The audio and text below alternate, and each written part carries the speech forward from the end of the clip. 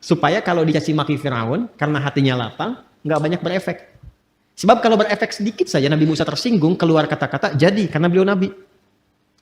Firaun, ya Allah, keterlaluan nih. Wafatkan aja sekarang, wafat. Hikmah nggak tampak. Ya. Jadi beliau berdoa, Rabbi shrahli sadri. Berdoa dikabulkan. Nabi Muhammad nggak minta turun ayat Alam nashrah laka sadri. Nabi Musa berdoa, wa yassirli amri. Dikabulkan. Nabi Muhammad nggak minta turun ayat wa nuyassiruka lil yusra. Wa yassirli amri wa nuyassiruka lil yusra. Itulah keindahannya. Nah itu diwariskan kepada kita ajaran-ajaran itu. Karena itu beruntung umat Nabi Muhammad itu. Dan alhamdulillah, saya kalau melihat karakteristik di Indonesia itu Masya Allah. Bakat-bakat kemuliaannya itu tinggi. Bakat baiknya ada. Tinggal peningkatannya dan penempatannya dengan cara yang benar. Ya, di luar itu hujan besar, banjir, bisa banyak gelisah. Di Jepang itu banjir bisa bunuh diri. Di kita banjir pakai berenang. Hujanan. Ah, jadi sekarang tugasnya kita keluarkan lagi. Sampai pertama hati lapang dulu. Nah, jiwa kalau sudah lapang, kelapangan ini bagian terakhir. Maaf ya, di bagian terakhir. Kelapangan yang diperoleh dari hasil ibadah itu disebut tumakninah namanya. Apa namanya? Ingat, ada sakinah, ada tumakninah, beda.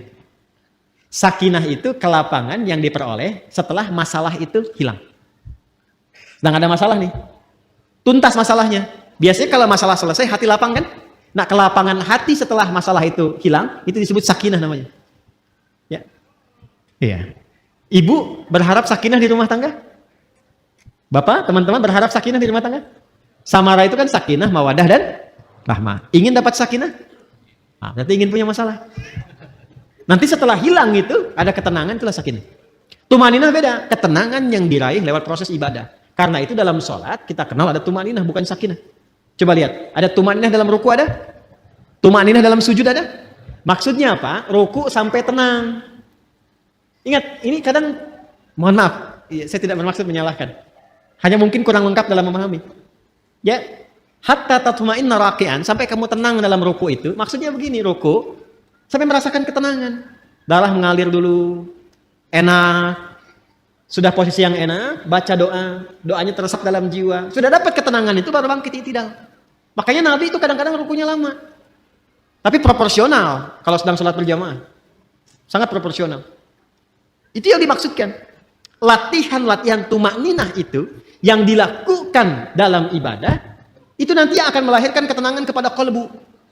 Sifatnya nanti terbawa, kolbunya itu menjadi tenang. Itu yang dimaksud Quran surah 3